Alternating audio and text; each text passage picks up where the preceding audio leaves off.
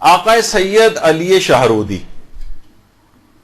یہ فرماتے ہیں، یہ خاندان ایک شہرودی جو ہے جس میں علماء اور مراجع کی بڑی تعداد جو ہے وہ گزری ہے، اسی خاندان کے تھے آقا سید علی شہرودی۔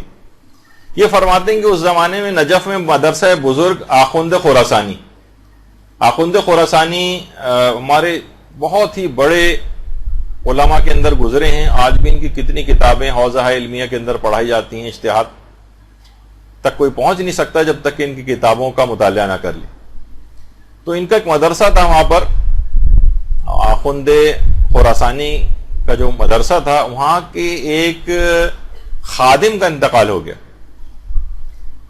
آقا سید علی شہرودی فرماتے ہیں کہ 7 محرم کی شب تھی۔ عموماً عراق کے اندر 7 محرم کی جو شب ہوتی ہے، اس میں مصائب حضرت عباس پڑھے جاتے ہیں۔ حضرت عباس علمدار علیہ الصلوۃ والسلام سے منسوب یہ شب ہے۔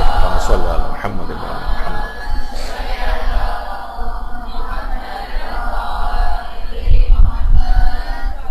اچھا، اس کے اندر شروع میں چائے وغیرہ تبرک کے طور پر ہوتی ہے، پھر کھانے کا بھی اہتمام تھا۔ اچھا، اس زمانے میں کوئی وہ نہیں تھا کہ بہت بڑی تعداد ہی ہمیشہ مجالس کے لیے، مدرسے کے ہی ایک خادم کی مجلس ترہیم تھی، تو اس میں کم افراد مدعو تھے، صرف 7 افراد مدعو تھے اس مجلس میں، اور 7 افراد ہی کے لیے کھانے کا اہتمام کیا گیا تھا۔ اور اس مجلس کے اندر آقا شیخ عبد الحسین خراسانی، ان کو مجلس پڑھنا تھی۔ اچھا، اب ہوا یہ، سید علی شہرودی فرماتے ہیں کہ اس رات اس جو مجلس ترہیم تھی، کیونکہ خادم کی تھی مدرسے کے، تو آیت اللہ سید محمود شہرودی، جن کی تصویر آپ کے سامنے، آیت اللہ سید محمود شہرودی، ان کو پتہ چلا کہ خادم مدرسہ کی مجلس ترہیم ہے، یہ خود ایک لحاظ سے بن بلائے اس محفل میں آ گئے، اور ان کے ساتھ ہی ان کے بھائی آیت اللہ سید محمد حسینی شہرودی بھی ان کے ساتھ آ گئے، 2 مجتہدین۔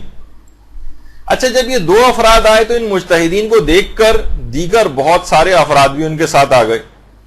کھانا مشکل سے 7 افراد کا اہتمام تھا، اور 24 سے زیادہ افراد آ گئے وہاں پر۔ ظاہر مجتہدین کو دیکھا دیکھی لوگوں نے کہا یہ جا رہے ہیں تو ہم لوگ بھی چلتے ہیں ساتھ میں، 24 افراد، اور کھانا دستیاب اتنا تھا نہیں۔ اچھا، اس زمانے میں بازاروں میں اتنے ایزیلی کھانے اویلیبل نہیں ہوتے تھے، کم پڑ گیا تو بازار سے لے آؤ، ہوم ڈیلیوری سے منگا لو، یہ تو اس زمانے میں نہیں ہوتا تھا۔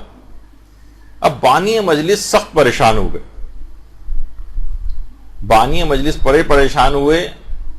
سید علی شہرودی کہہ رہے ہیں کہ ظاہر ہے کہ اتنے بڑے علماء اور مجتہدین آئے ہیں، کھانا کم پڑ جائے کتنی بے عزتی اور شرمندگی کی بات ہے۔ گھر سے باہر نکل کر پریشانی کے عالم میں آئے سڑک پر، اور سر سے عمامہ اتار دیا، اور روضہ ابو الفضل العباس علیہ السلام کا رخ کیا۔ اللہم صلی علی محمد و علی محمد۔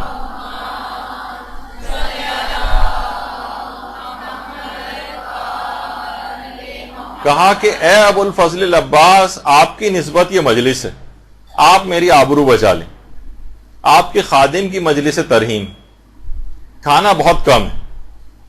فرماتے ہیں کہ جیسے ہی میں نے حضرت عباس سے توسل کیا، اچانک سے میری دل کی حالت ہی بدل گئی، اور ایک اطمینان آ گیا میرے دل میں۔ میں اندر آیا اور گھر والوں سے کہا کہ کھانا برتنوں میں نکالو، خدا کریم ہے۔ اب کہہ رہے کھانا برتنوں میں نکال کر حاضرین مجلس کی طرف کھانا بھیجا، لیکن یہ خود سید علی شہرودی وہاں نہیں گئے، بس کھانا بھیج دیا۔ اور اس کے بعد یہ تھا کہ جب کھانے کی کچھ کمی ہوگی تو دوبارہ آواز آئے گی کہ مزید کھانا چاہیے۔ کہہ رہے ہیں انتظار کرتے رہے یہاں تک کہ آواز آئی، سید علی شہرودی بس کیجئے، سب کھانا کھا چکے ہیں، مزید بھیجنے کی ضرورت نہیں۔ اب اللہم صلی علی محمد و علی محمد۔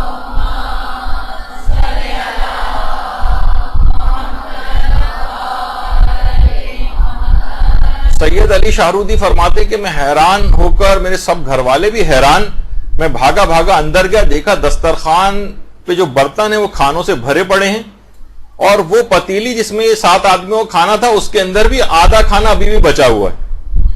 اور اتنا کہہ رہے ہیں اتنا کھانا بچ گیا کہ بعد میں لوگ اپنے ساتھ باندھ کے بھی لے کے گئے وہ 24 افراد، اور کتنے افراد تھے جو بطور شفا و تبرک کے طور پر اس کھانے کو ساتھ لے کے گئے۔ آقا سید علی شاہرودی فرماتے ہیں میں قسم کھا کے حضرت ابو الفضل العباس کی قسم کھا کے کہتا ہوں کہ اتنا کھانا بچ گیا کہ اگلے دن ہم نے پڑوسیوں میں اس کھانے کو تقسیم کیا اور 3 دن تک خود بھی اس کھانے کو کھایا. اور فرماتے اس واقعے کی اس کے بعد اس قدر شہرت ہوئی کہ ہر سال اس کے بعد بن بلائے اتنے ہمارے گھر پہ عزادار جو ہے وہ آنے لگے اس مجلس میں شرکت کے لیے کہ اس کے بعد ہم 400 کلو گرام چاول اور گائے کا گوشت ہم پکوا کر اور مجلس اعظم میں تبرک کے طور پر تقسیم کرنے لگے اور کہنے لگے یہ نجف میں ہوتا تھا. اور اس کے بعد یہی سلسلہ اب ہم نے شاہرود کے اندر بھی یہ سلسلہ شروع ہو گیا ہے. یعنی اگر نیت خالص ہو تو اس مجلس اعضاء کے تبرک کے سلسلے میں اہل بیت کی طرف سے خود بھی الگ سے مدد آتی.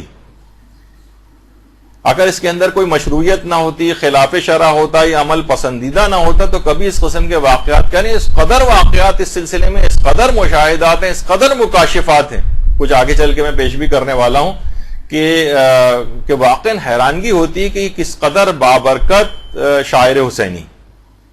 باقاعدہ اس جو واقعہ ابھی آپ نے سنا سید علی شاہرودی کا، یہ چہرہ درخشاں قمر بنی ہاشم ابو الفضل العباس علی ربانی خلخالی کی جو کتاب ہے، اور شاید سننے میں آ رہا ہے کہ شاید اس کا اردو ترجمہ بھی ہو گیا، اس تک کے اندر یہ واقعہ موجود ہے.